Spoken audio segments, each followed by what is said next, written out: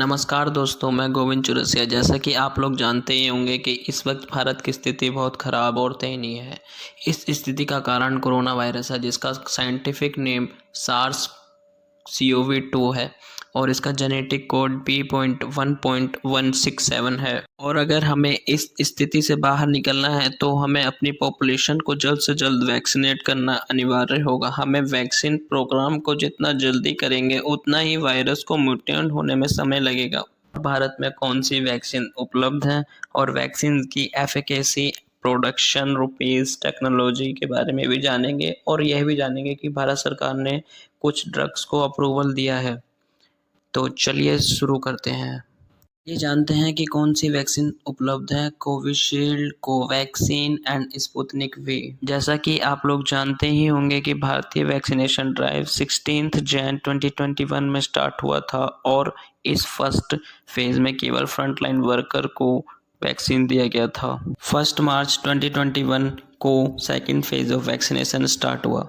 इसमें 45 से 60 की एज कैटेगरी में उन लोगों को वैक्सीन दी गई जिनको किसी प्रकार की और बीमारी हो। 1 अप्रैल 2021 को third phase of vaccination start हुआ। इसमें 45 की एज से ऊपर वालों को वैक्सीनेशन दिया गया। 1 मई 2021 को fourth phase of vaccination start हुआ। इसमें 18 टू 45 एज कैटेगरी वालों को वैक्सीन दिया जा रहा है। कोविशील्ड, यह vaccine AstraZeneca and Oxford university ने साथ मिलकर बनाई है तथा भारत में इसका डिस्ट्रीब्यूशन SIR यानी सीरम इंस्टीट्यूट ऑफ इंडिया कर रहा है। यह वैक्सीन एक वायरल वेक्टर वैक्सीन है जो चिंपांजी में पाए जाने वाले अडीनो वायरस को वीक करके बनाई गई है। अब बात करते हैं कोविशील्ड की एफिकेसी के बारे में। आफ्टर सेकेंड डोज कोविशील्ड आपको 90% सेव कर देता है और अगर बात करें डीप की तो 2 से 8 डिग्री सेल्सियस में इसको डीप किया जाता है। और अगर रुपीज़ की बात करें तो सेंटर को 150, स्टेट को 300 और प्राइवेट हॉस्पिटलों को 600 रुपीज़ पे करने पड़ते हैं। कोविशील्ड के दोनों डोज लेने के बाद केस जो रीइन्फेक्ट हुए हैं उनकी संख्या 0.03% है। आप इस मैप के द्वारा देख सकते हैं कि किन किन देशों ने कोविशील्ड को अप्रूवल दिया है और किन किन देशों ने इसको इमरजेंसी बेस पे ऑथराइज दिया है और किन देशों तक ये कोवैक्स प्रोग्राम के तहत पहुंचा है। कोवैक्सीन, यह वैक्सीन भारत बायोटेक और Indian council of medical research and national institute of virology के कोलैबोरेशन के बाद डेवलप की गई है एंड यह पूरी तरीके से मेड इन इंडियन वैक्सीन है। यह वैक्सीन इंडिया में बनाई गई टोटली ट्रेडिशनल वैक्सीन है जिसको बनाने के लिए डेड कोरोना वायरस सेल का इस्तेमाल किया गया है और हम इसको इनएक्टिवेट वैक्सीन भी कह सकते हैं। अगर बात करें कोवैक्स की एफिकेसी के बारे में तो ये 78 to 100% है।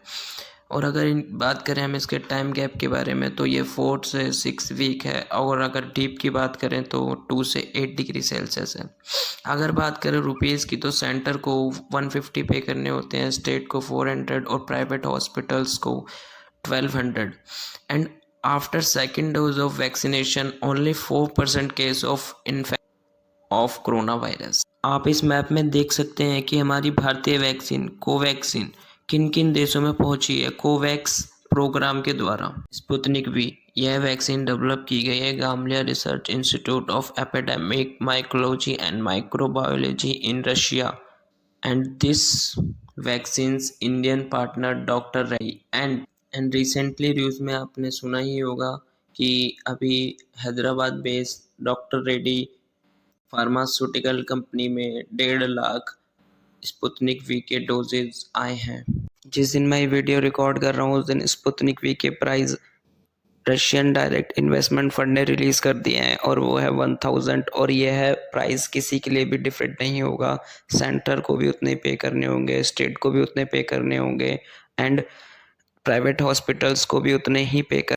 अगर बात करें स्पुतनिक वी की एफिकेसी के बारे में तो यह 91.6% है। और अगर इसके टाइम गैप की बात करें तो 21 डेज गैप है। अगर इसके डीप के बारे में बात करें तो ड्राई फॉर्म को 2 से 8 डिग्री सेल्सियस के बीच में रखा जा सकता है और अगर लिक्विड फॉर्म को हम -18.55 डिग्री सेल्सियस में रख सकते हैं।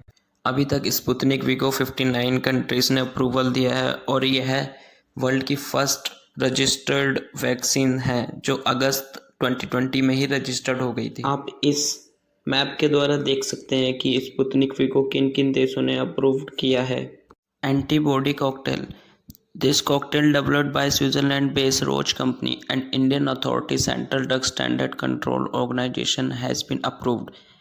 कॉकटेल क्यों कहते हैं, इसके पीछे रीज़न ये है कि कोशिरीवीमैप एंड इंडियूवीमैप ये दो एंटीबॉडी हैं जिनको मिला करके यह कॉकटेल बनाया गया है और जिसकी वजह से इसे कॉकटेल कहा जाता है। लास्ट ईयर जब अमेरिकी राष्ट्रपति डोनाल्ड ट्रंप कोरोना वायरस से इन्फेक्टेड हुए थे तो उन्होंने यही कॉकटेल लिया था। इस एंटीबॉडी ड्रग को केवल नॉर्मल कोरोना पेशेंट्स के लिए अप्रूवल मिला है, यानी फर्स्ट एंड सेकंड लेवल, जिसमें कोई क्रिटिकल सिचुएशन नहीं होती, इसलिए इसको अप्रूवल मिला है।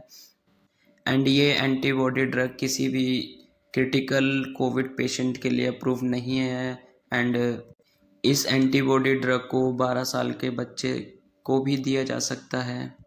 And the last and most important thing, इस एंटीबॉडी ड्रग को इंडिया में विदाउट ट्रायल अप्रूवल किया गया है। केवल यूरोपियन यूनियन के ट्रायल डाटा के बेस पे इसको इंडिया में अप्रूव मिला है। और अगर बात करें इस एंटीबॉडी की एफिकेसी के बारे में तो वो है 70% एंड स्टोर किया जा सकता है इसे 2 से 8 डिग्री सेल्सियस, मतलब एक डीप फ्रीजर में भी। एंड जो इसका इंडियन पार्टनर है वो है सिप्ला लिमिटेड और जल्द ही सिप्ला लॉन्च करेगा अपना इसको लॉन्च करने का प्लान। बाकी वैक्सीन्स की तरह ही Covin, Covishield and Sputnik V के भी कुछ साइड इफ़ेक्ट नज़र आते हैं, जैसे इंजेक्शन साइट्स के आसपास pain, fever, headache and anxiety और एक्सेट्रा। बट कोविशील्ड वैक्सीन की टेस्टिंग के समय इसमें किसी भी प्रकार का हार्मफुल साइड इफ़ेक्ट नज़र नहीं आ रहा था। बट कुछ समय के बाद कई देशों में ब्लड क्लॉटिंग की समस्या नज़र, लेकिन ये साइड इफ़ेक्ट बहुत ही रेयर केस में मिले हैं। यूरोपियन मेडिसिन एजेंसी की एक रिपोर्ट के अकॉर्डिंग 1 लाख वैक्सीनेट लोगों में केवल एक इंसान को ब्लड क्लॉटिंग वाला सीरियस सिम्टम दिखाई देगा। इसके बाद कई देश जैसे नॉर्वे, डेनमार्क, आइसलैंड ने टेम्परेरी बैन कर दिया ऑक्सफर्ड एस्ट्राजेनेका वैक्सीन्स को। और कुछ समय पहले न्यूज़ आई थी कि भारत सरकार ने भी इस वैक्सीन के टाइम गैप को 6 से 8 वीक से बढ़ा करके 16 वीक कर दिया है।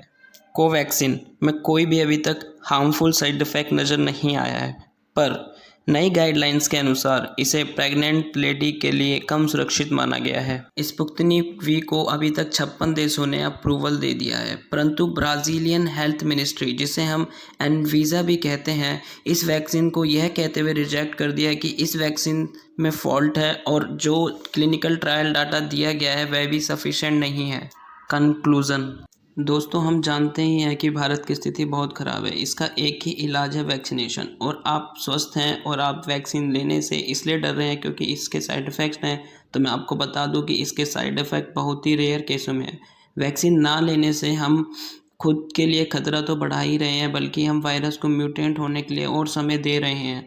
मैं मानता हूँ कि अभी वैक्सीन की शॉर्टेज है, पर यह शॉर्टेज ज़्यादा दिन तक नहीं रहेगा। तो दोस्तों इस वीडियो में इतना ही। मैं मिलता हूँ किसी और वीडियो में, और शुक्रिया वीडियो देखने के लिए।